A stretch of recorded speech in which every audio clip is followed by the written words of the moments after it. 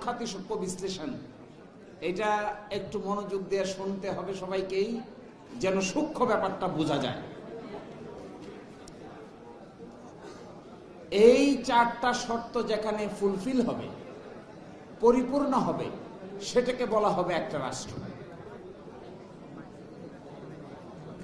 এখন প্রশ্নটা হলো, আমাদের যে হেডলাইনটা, এই হেডলাইনটা হলো গণভোটের রায়, জনগণের সার্বভৌম অভিপ্রায়ের বহিঃপ্রকাশ।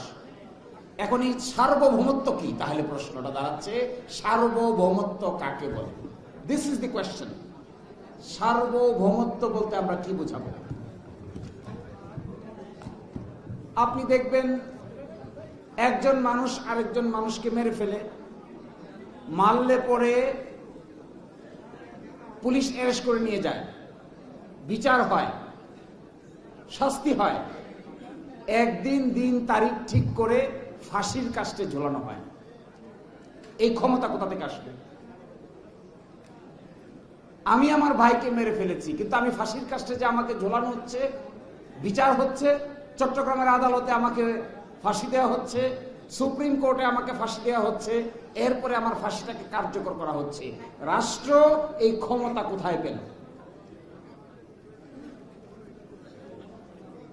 আমি আপনি, আপনারা একটু মুখটা বন্ধ করেন। এখানে দ্বারা এত কথা বললে কি করে বুঝবে? সেকেন্ড গুরুত্বপূর্ণ কথা হলো, আমি আপনি ইনকাম ট্যাক্স দেই, ব্যবসা করি, ইনকাম ট্যাক্স দেই। দেখবেন যে ইনকাম ট্যাক্স দেই, না দিলে পুলিশ আসে, মামলা হয়। আমার টাকা, আমার সংসার, আমার ব্যবসা, আমার আয়, রাষ্ট্র টাকা চায় কেন? রাষ্ট্র তো টাকা নিয়ে যাচ্ছে, আমি না দিলে পুলিশ পাঠিয়ে দিচ্ছে, জেল দিচ্ছে, জুলুম দিচ্ছে।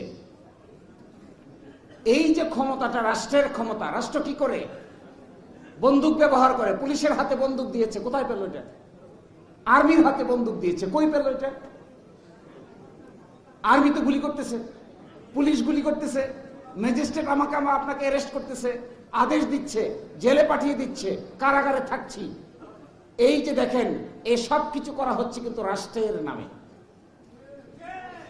এই যে রাষ্ট্রের নামে এই কাজটা করা হচ্ছে, এইটা করে যে ক্ষমতা বলে, এই ক্ষমতার নাম হলো সার্বভৌম ক্ষমতা।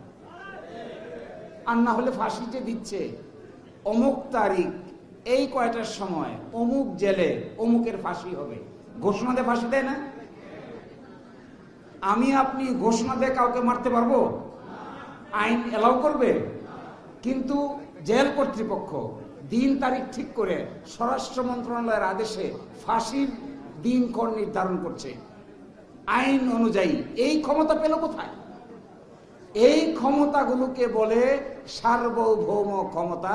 অর্থাৎ একটা আদেশ দেওয়া, আদেশটা কার্যকর করা, আদেশটা না দেওয়া, একটা আদেশ দিয়ে বাস্তবে রূপান্তর করা, এইটার নাম হলো সার্বভৌম ক্ষমতা। এখন এই সার্বভৌম ক্ষমতা কার কাছে? এটা একটা বিরাট প্রশ্ন। কার কাছে? পুলিশের কাছে? আর্মির কাছে? সরকারের কাছে?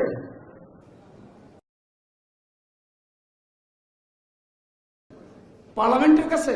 না। আমাদের সংবিধান বলছে এই যে ক্ষমতা, যে একজন মানুষকে ফাঁসি দিবেন, একজনের কাছ থেকে ট্যাক্স নিবেন, একজনকে বন্দি করে রাখবেন, একজনকে রাস্তা আটকাইয়ে দিবেন, একজনের কাছ থেকে টাকা নিয়ে আরেকজনকে দিবেন, ধনীর কাছ থেকে টাকা নিয়ে গরিবকে দিবেন।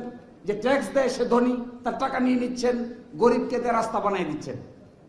এই ক্ষমতা কোথায় থাকে? আমাদের সংবিধান বলছে জনগণের অভিপ্রায়ের পরম অভিব্যক্তি রূপে এই সংবিধান প্রজাতন্ত্রের সর্বোচ্চ আইন, এবং বলছে প্রজাতন্ত্রের সকল ক্ষমতার মালিক হলো জনগণ। তাহলে সার্বভৌম ক্ষমতা কার কাছে? সার্বভৌম ক্ষমতা কার কাছে? সরকারের কাছে? আর্মির কাছে? তাহলে এই যে সার্বভৌম ক্ষমতাটুকু আমরা প্রকাশ করি দুই ভাবে, একটা নিয়মতান্ত্রিক ভাবে আর একটা অনিয়মতান্ত্রিক ভাবে। নিয়মতান্ত্রিক কি? 12ই ফেব্রুয়ারি নিয়মতান্ত্রিক ভাবে আমরা ভোট দিয়েছি, ভোট দিয়ে সরকার গঠন হয়েছে। এই যে প্রকাশ করলাম, এইটা করলাম হলো দিন তারিখ ঠিক করে করেছি। আমরা তফসিল ঘোষণা করেছি, বলেছি এতদিন বাছাই হবে, এরপরে আপিল হবে, এরপরে ভোট হবে, এরপরে জয় পরাজয় নির্ধারণ হবে। সুনির্দিষ্ট দিন তারিখ ঠিক করে জনগণকে বলছে এবার আপনি হ্যাঁ না, এই মার্কা ওই মার্কা, যা মনে চায় তাই করেন। এইগুলো একটা পদ্ধতি। আরেকটা পদ্ধতি যেটা 5ই আগস্ট প্রকাশিত হয়েছে, এটা কি দিন তারিখ নির্ধারণ করে করেছি আমরা? কেউ কি জানতেন যে 5ই আগস্ট সরকার পালিয়ে যাবে? কারো জানা ছিল? কিন্তু গেছে তো, চলে তো গেছে। কেন গেছে? গেছে এই বীর চট্টলা থেকে শুরু করে ঢাকা পর্যন্ত রাস্তাঘাটগুলোতে মানুষ আর মানুষের যন্ত্রণার কারণে সরকার পালাইছে। তাহলে কি জনগণ তার ইচ্ছা প্রকাশ করলো না করলো না? এটা কি নিয়মতান্ত্রিক হলো নাকি বিপ্লব হলো?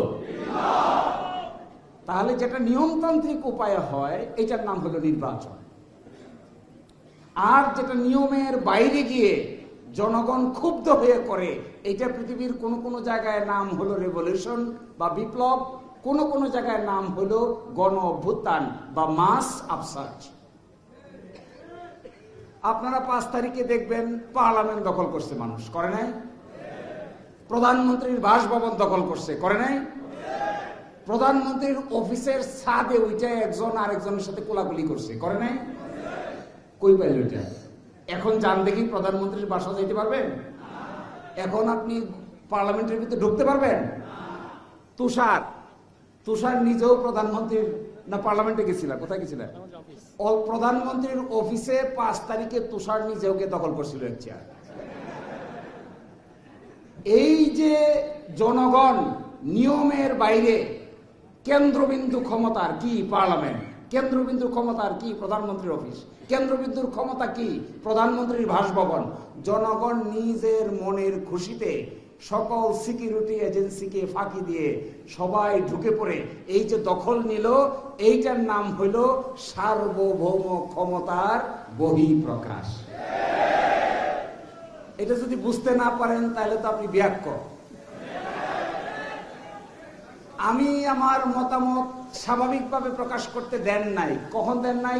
18 সালে দেন নাই, 24 সালে দেন নাই, 14 সালে দেন নাই, 18 সালেও পারি নাই, 24 সালেও পারি নাই। 24 সালের 5ই আগস্ট হিসেবে নিয়মতান্ত্রিক ব্যবস্থাকে ভায়োলেট করে অনিয়মতান্ত্রিক পদ্ধতিতে 5ই আগস্ট সকলে মিলে ক্ষমতা দখল করেছে। এই জন্য এটার নাম হইল বিপ্লব। তাহলে জনগণের ইচ্ছা প্রকাশ দুইভাবে হয়, যেখানে আমি ছিলাম। একটা হয় নিয়মতান্ত্রিক, আর একটা হয় অনিয়মতান্ত্রিক। হইল এটা। এখন যে আমরা সংস্কারের কথা বলতেছি, আসলে কি? এই কথা বলে আমি শেষ করব। কি আসলে এটা? খালি তো সংস্কার সংস্কার, সংশোধন সংশোধন, কিসের? বাস্তবে কি এটা? তাহলে বুঝতে হবে রাষ্ট্রটা কেমন। এটা বুঝতে বোঝা যাবে যে আসলে সংস্কার বলতে আমরা কি বোঝাচ্ছি। রাষ্ট্রটা হলো 3টা পিলারের উপর দাঁড়ায় আছে। একটা পিলারের নাম হলো সরকার, একটা পিলারের নাম হলো সংসদ, আর একটা পিলারের নাম হলো সুপ্রিম কোর্ট। একটা সুপ্রিম কোর্ট, একটা সরকার, একটা সংসদ, এই 3টা পিলারের মাথায় যেটা দাঁড়ায় সেটার নাম বাংলাদেশ। এই 3টা পিলার কে কার চেয়ে বড়, কে কার চেয়ে ছোট? আমাদের দেশের সংবিধান বলছে কেউ কারো চেয়ে বড়ও নয়, কেউ কারো। তাহলে পার্লামেন্ট না, আগে কি সরকার, আগে কি সুপ্রিম কোর্ট? না। তাহলে সরকার যে আদেশ দেয় সুপ্রিম কোর্ট তো ওইটা বাতিল করে দেয়, দেখেন না? তো সরকার আদেশ দিচ্ছে, সুপ্রিম কোর্ট বলছে আদেশের কোনো মূল্য নাই। সুপ্রিম কোর্ট আবার আদেশ দিচ্ছে, পার্লামেন্ট বলছে সুপ্রিম কোর্ট আদেশ দিছে কিন্তু আমরা এটা না মেনে আমরা একটা আইন পাশ করব। এটা হলো পার্লামেন্টের কাজ। পার্লামেন্ট যে আইনটা পাশ করে